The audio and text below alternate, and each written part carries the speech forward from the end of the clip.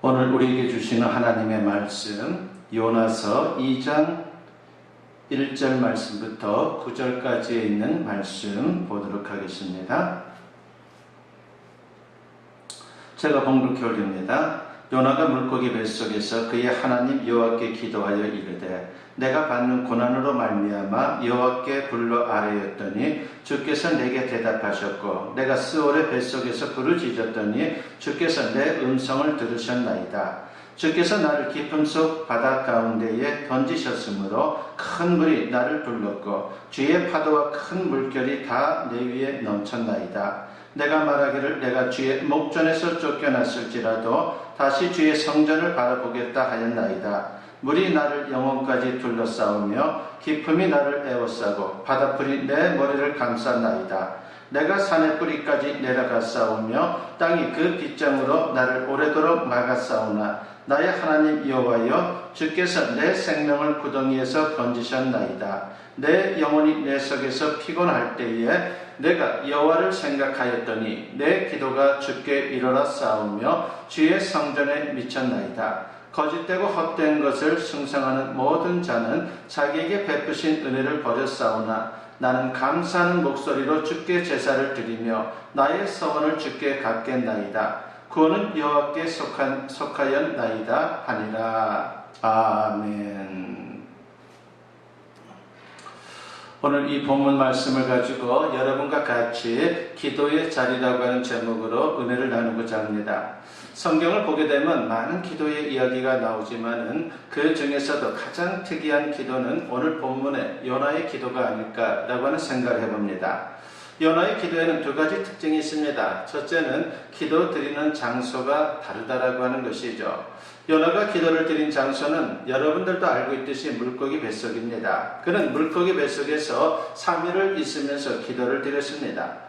어떻게 사람이 물고기 뱃속에 들어갈 수 있으며 또 그 안에서 3일을 죽지 않고 살 수 있단 말입니까? 그 자체로만 해도 대단히 귀한 일이죠. 그러나 그것은 하나님께서 준비하신 아주 특별한 기도의 자리였습니다. 두 번째는 기도 내용에 있어서 특별함이 있습니다. 요나의 기도에는 기도에서 일반적으로 기대하는 그러한 내용들이 없다는 것입니다. 먼저 요나의 기도에는 불순종에 대한 회개가 없습니다. 요나는 지금 하나님을 피해 도망치다가 하나님 앞에 붙잡힌 상황입니다. 그렇다면 당연히 회개하는 것이 순서일 것입니다. 그러나 요나의 기도에는 회개가 없습니다. 다음으로 요나의 기도에는 하나님의 뜻을 깨닫고 순종하겠다라고 하는 다짐이 없습니다. 보통 성도들은 기도 중에 하나님의 뜻을 깨닫게 되고 그 뜻에 순종하기로 결단을 하게 됩니다. 그러나 요나의 기도에는 이런 깨달음이 없고 결단이 없다는 것이죠. 그러면 요나는 어떻게 하다가 이렇게 특이한 기도를 드리게 된 것입니까? 요나의 기도 배경은 이렇습니다. 하나님께서 요나를 부르게 됩니다. 그리고 니느웨로 가서 말씀을 선포하라고 명령을 하셨습니다. 그런데 요나는 하나님 말씀에 순종하지를 않았습니다. 지금까지 이스라엘을 괴롭혀온 니느웨, 그래서 멸망당하기를 기도했던 그 니느웨에 가서 하나님의 사랑의 메시지를 전한다라고 하는 것은 도저히 자신으로서는 받아들일 수가 없었던 것입니다. 그래서 요나는 하나님의 명령을 저버리고 도망치게 되었고 니느웨와 정반대 방향인 다시스로 가는 배를 타게 됩니다. 그러나 하나님께서 큰 폭풍으로 배의 앞길을 가로막습니다. 배가 파손 직전에 이르자 요나는 그 풍랑이 자기 때문이다라고 하는 것을 알고 자신을 바다에 던지라고 청합니다. 그렇게 해서 요나는 바다에 던져졌습니다. 그런데 바다에 빠지자 하나님께서 큰 물고기를 예배해 두셨고 요나를 삼키게 합니다. 그래서 요나는 물고기 뱃속에 들어가게 되었고 그곳에서 3일을 머물게 됩니다. 오늘 요나의 기도가 바로 이 물고기 뱃속에서 드린 기도입니다. 그러면 하나님은 이 기도를 통해서 우리에게 어떤 메시지를 주고 있는 것입니까? 첫째는 고난을 통해서 하나님은 기도하게 하신다라고 하는 것입니다. 다른 말로 하면 그 고난을 통해서 기도의 자리로 우리를 초청하고 있다는 것이죠. 본문 2절 말씀에 보면은 이르되 내가 받는 고난으로 말미암아 여호와께 불러 아뢰었더니라고 했습니다.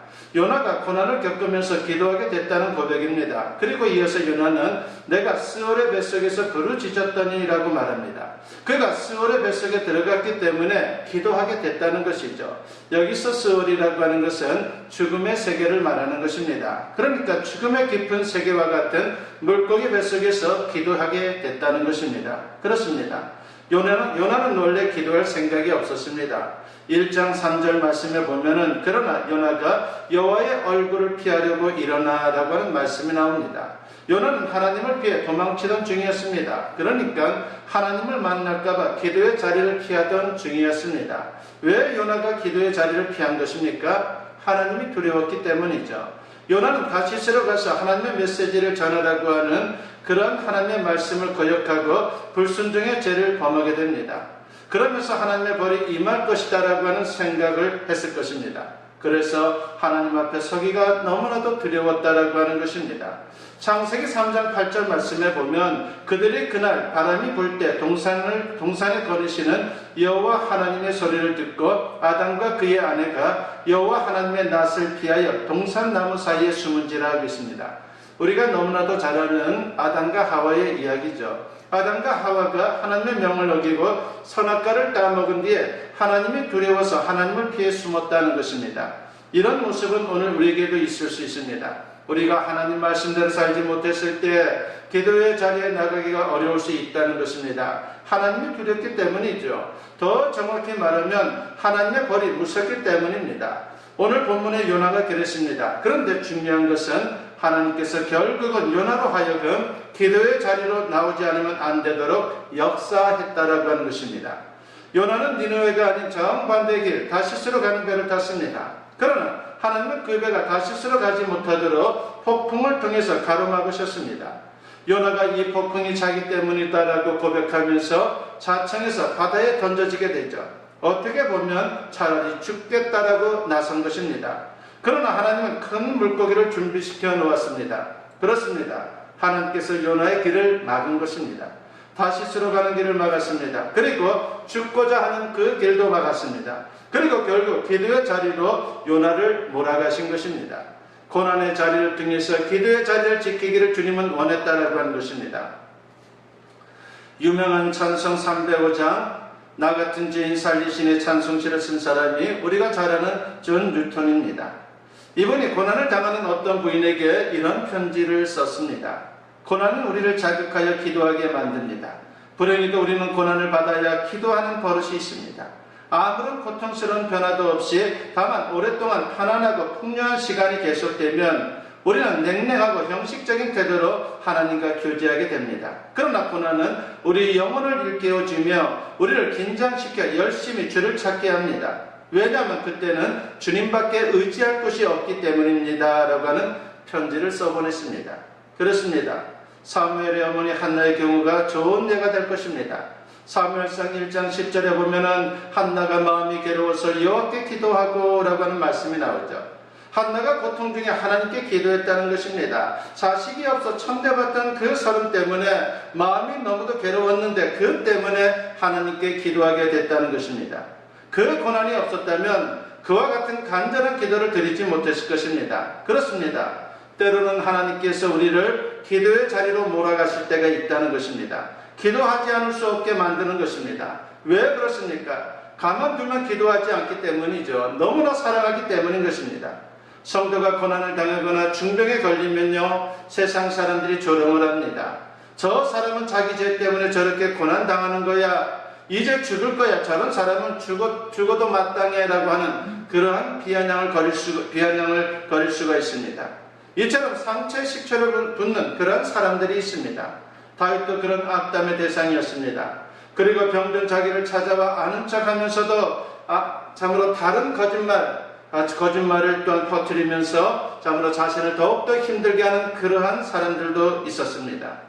참으로 얼마나 힘들었겠습니까? 고난당하는 사람 앞에서 고난의 이유를 진단하는 식의 말을 해서는 안 됩니다.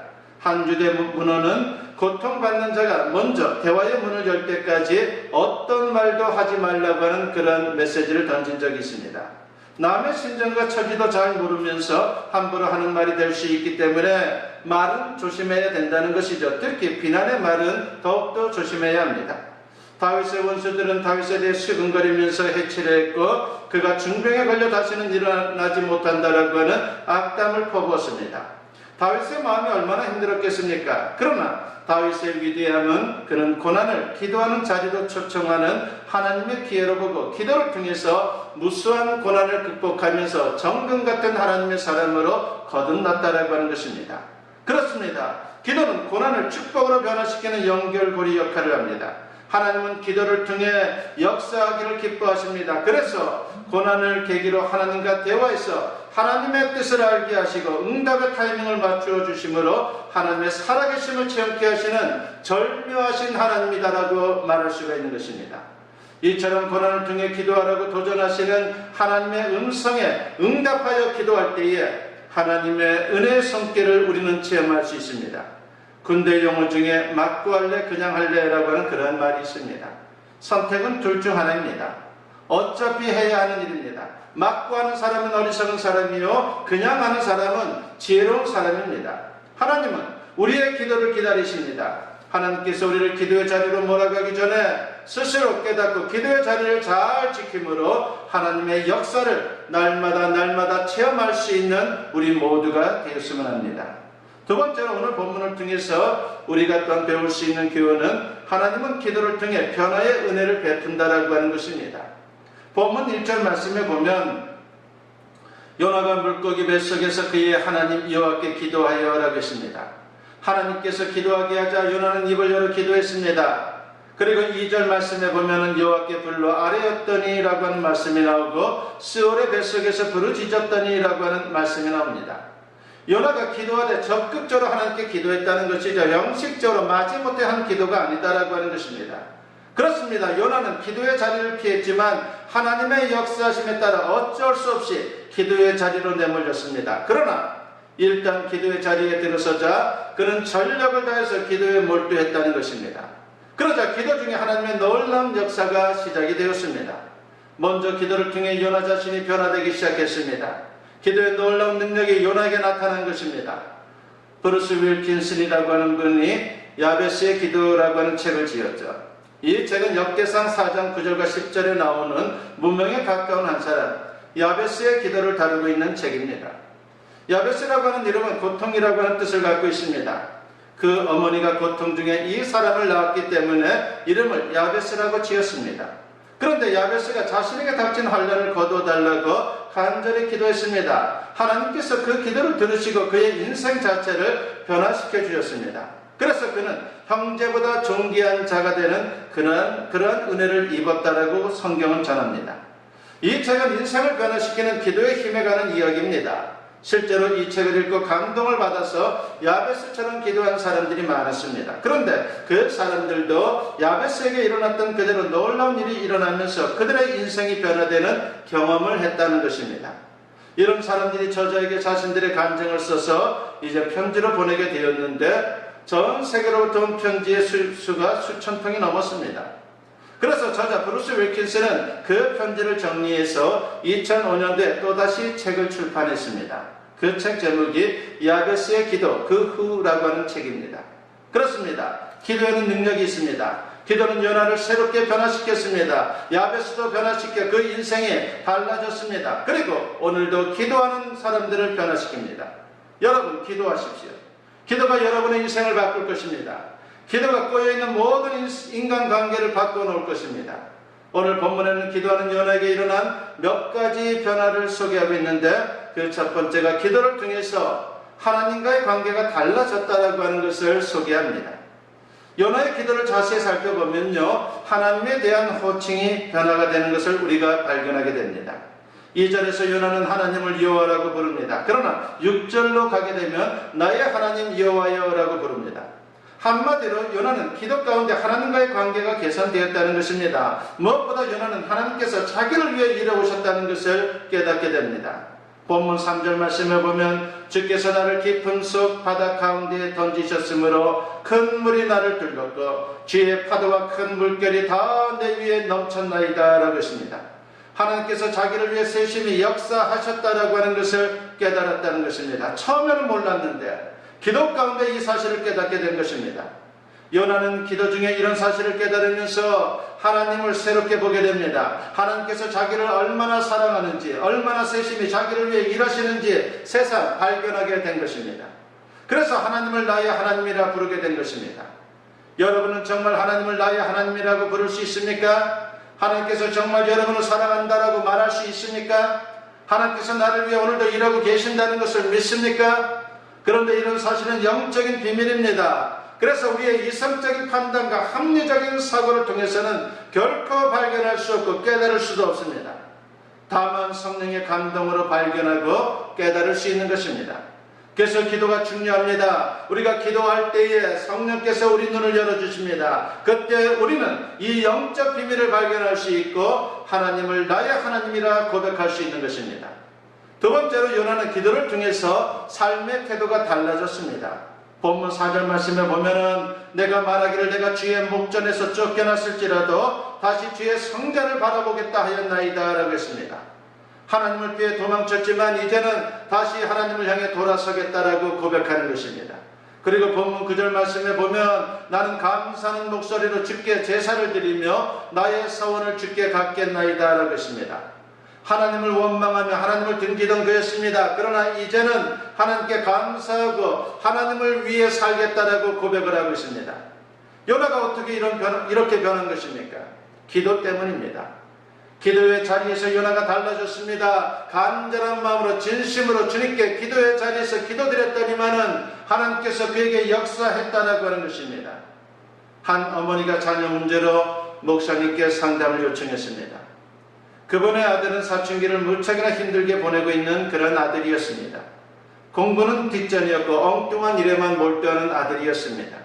그래서 학교도 빼먹기 일쑤였고 성품도 거칠어지면서 부모에게 대들고 가끔 가출까지 했습니다. 이야기를 다 듣고 목사님은 교과서 같은 질문을 던지게 됩니다. 아이를 위해 기도하고 계십니까? 라고 말입니다. 엄마의 대답이 당연하다는데 그럼요. 아이 때문에 금식 기도까지 하고 있는 걸요. 목사님이 또 다른 질문을 던집니다. 아이를 위해 무슨 기도를 드리십니까? 아이가 예수 믿고 거듭나게 해달라고 기도하셨습니까? 그리고 지금도 그렇게 기도하고 있습니까? 라고 질문을 던집니다. 그러자 어머니가 주춤합니다. 그리고 이렇게 실토를 하죠. 사실 아이가 공부 잘하게 해달라고 기도했습니다. 착한 아이가 되게 해달라고 기도했습니다. 사춘기를 잘 극복하게 해달라고만 기도했습니다. 라고 그렇게 자신의 기도의 내용들을 목사님께 말하는 것입니다. 목사님과 상담이 끝난 이후에 어머니의 기도가 달라졌습니다. 예수 믿고 거듭나게 해달라고 기도하게 되었고 예수님의 성품을 담게 해달라고 기도했습니다. 그리고 인내하며 기다렸습니다. 아이가 서서히 변하기 시작했고 지금 그 아이는 목회자가 되었습니다. 그렇습니다. 올바른 기도가 사람을 변화시키는 겁니다. 새 사람 되게 합니다. 삶의 태도를 바꾸어 놓습니다. 하나님은 오늘도 우리가 기도의 자리에 있기를 원하고 있습니다. 그래서 기도의 자리를 멀리 떠나 있을 때에 하나님은 억지로라도 우리를 기도의 자리로 몰아넣습니다. 그만큼 우리에게 기도가 중요하고 필요하기 때문입니다. 기도의 자리를 잘 지킴으로 위로부터 임하는 기도의 능력을 덧입을 수 있고 그리고 그 기도의 능력으로 말미암아 승리의 인생을 살아갈 수 있는 저와 여러분 모두 될 수 있기를 주님의 이름으로 간절히 축원합니다. 기도드립니다. 사랑과 은혜가 충만하신 아버지 하나님 감사합니다. 오늘도 요나의 기도를 통해서 우리에게 은혜를 베푸시고 도전을 주시니 감사합니다. 아버지 하나님이시여 이제 요나의 기도와 같이 온전한 기도를 통해서 주님께 영광 돌리며 정결한 인생을 살아가는 우리 모두가 되게 하여 주시옵소서. 무엇보다도 주님은 우리가 기도의 자리에 있기를 원한다라고 하는 것을 말씀을 통해 들었습니다. 아버지 하나님 그 기도의 자리를 떠나지 않도록 우리의 모든 것을 주장하여 주시사 언제나 기도의 자리에서 기도하게 하시고 기도로 말미암아 능력 있는 인생 축복의 인생을 살아가는 우리 모두가 되게 하여 주시옵소서. 그리고 기도의 자리를 지킴으로 말미암아 우리의 삶이 그리고 우리의 내면이 변화되는 놀라운 역사가 있게 하여 주시옵소서. 감사드리옵고 예수님의 이름으로 기도드리옵나이다.